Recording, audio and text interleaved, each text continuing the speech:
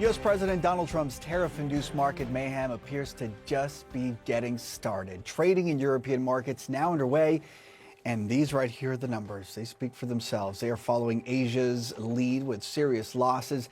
Asian markets, they've also been plunging. Just look at these numbers here as well. Major hits across the board. Hong Kong's Hang Seng hit the hardest of all. U.S. stock futures, they are not faring, or at least they're not faring any better. The Dow, NASDAQ, and also the S&P 500 futures, they are all down ahead of the new trading week. And despite the turmoil, Mr. Trump defended his tariffs to reporters aboard Air Force One on Sunday. We will be taking in over $1 trillion over the next short period of time with the tariffs that I've already instituted. They're already in place. Now, what's going to happen with the market, I can't tell you, but I can tell you our country has gotten a lot stronger. And eventually, it'll be a country like no other. It'll be the most dominant country economically in the world. I've spoken to many countries. They all want to do, just so you understand the power of what I'm doing, every country is calling and being very solicitous of us. Very, very nice. They're being very nice. While the Trump administration is downplaying this market volatility, there may be more uncertainty ahead. Larger U.S. tariffs, they are scheduled to go into effect on Wednesday, and that's when the U.S. will place a 54% tariff on all goods imported from China. Now, in the meantime, the president says that he's willing to negotiate with Beijing.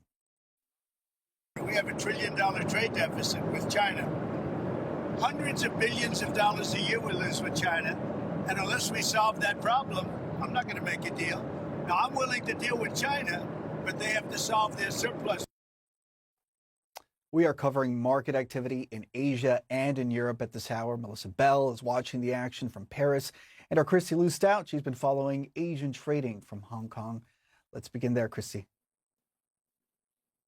Polo, markets here in the Asia-Pacific region ended this day deep in the red as investors across the region continue to reject U.S. President Donald Trump's sweeping tariff policy. Let's take a look at how the Asian trading day ended, and you can see there red across the board. Deep losses here in Hong Kong, with the Hang Seng losing over 13% this day. Also losses in Japan, the Nikkei losing close to 8%. Seoul Kospi, the S&P ASX in Australia, as well as losses in Shanghai as well. All this on the back of what was announced last week by U.S. President Donald Trump, when he made that announcement saying that there will be at least 10% tariffs on all U.S. imports, effectively upending global trade norms. And ever since that moment, leaders across the Asia-Pacific region have been scrambling to formulate a response. Earlier today, we heard from the Japanese Prime Minister, who said that his government does want to talk and continue to talk with the Trump administration to find out ways to lower the tariffs being applied against his country. The South Korean acting president also advocating for talks, but China advocating a very different, more robust approach. China late on Friday announcing that 34% retaliatory tariff that is going to kick into gear later this week on April the 10th.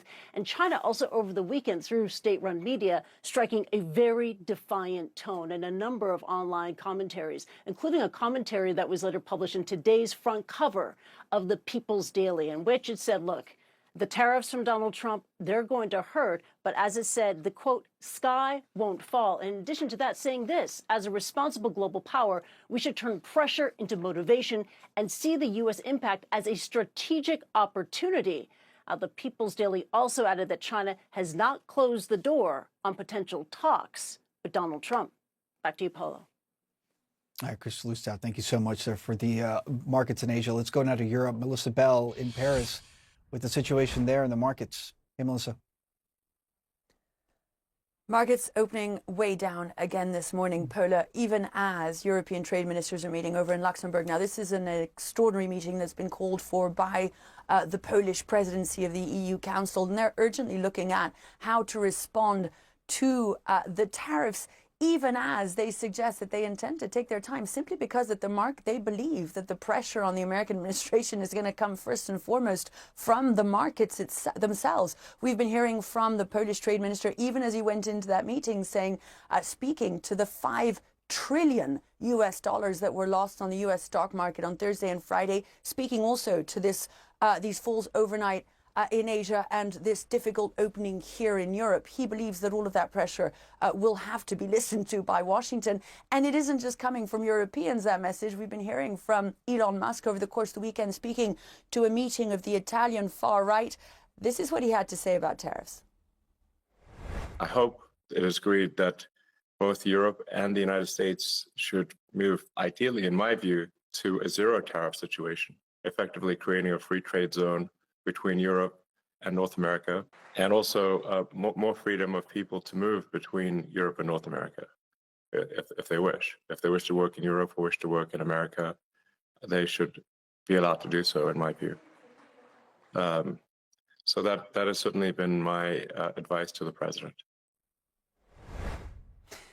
Elon Musk there suggesting that he too is feeling the pain of all this. Europeans, even as they're meeting in Luxembourg, saying that they're going to look at how to strike back, but that also they're leaving the door open to negotiations.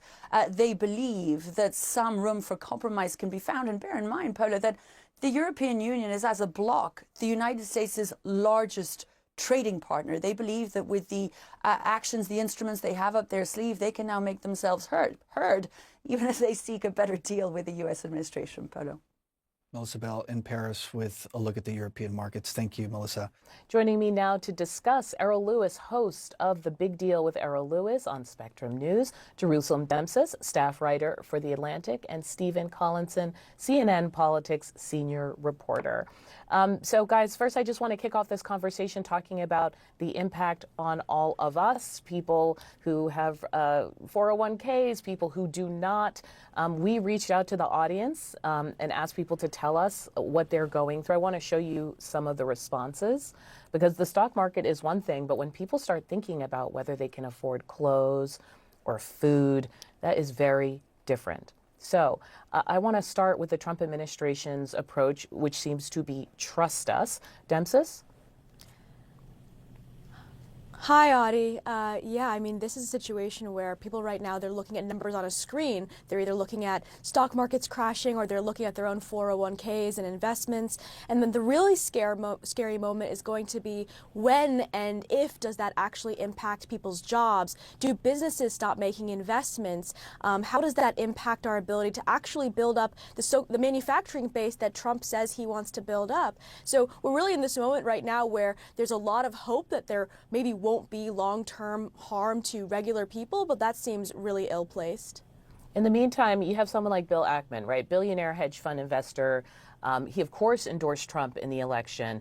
And then here he is tweeting that he supports the president's tariffs, but he's also asking him to somehow pause or rethink how he implements them. And Ackman went on to warn that Trump's current plan would result in, quote, economic nuclear war that would scare businesses from investing in America. Stephen, I don't know who is in more denial here, the business world, right? Or people talking about the Trump administration. He has always been clear about how he feels about tariffs. So what do you hear in their scatter reaction?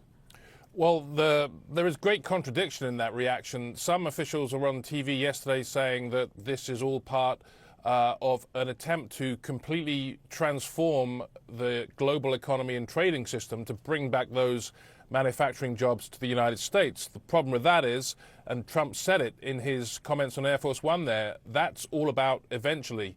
In the short term, there could be great economic pain, not just from markets and depleted retirement funds. The tariffs, most of them, haven't yet come into force. That will take place later this week if the administration decides to carry on and go ahead.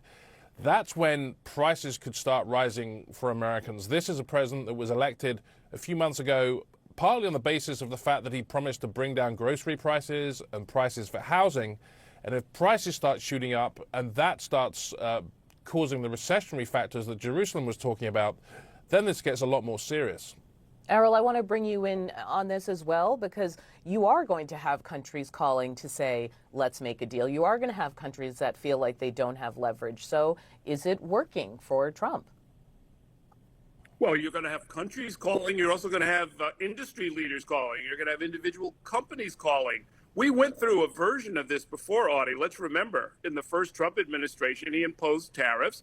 And there was a flocking of industries to lobbyists. And those lobbyists besieged the first Trump White House with requests for exemptions from these tariffs. That's what the whole game was always about. And Donald Trump never made any bones about it. In that case, there was something like 7,000 requests for exemptions, and about 10 or 14% of them got through. We're going to see world leaders asking for relief. We're going to see companies asking for relief. We're going to see Donald Trump enjoying all of it, and in some perhaps random fashion, granting favors here and there. What that's going to do to the economy, I think it's pretty clear that business leaders are not going to start opening new factories or creating entirely new supply chains based on the whims of the current president. They know that 48 months from now, we're going to have a different president.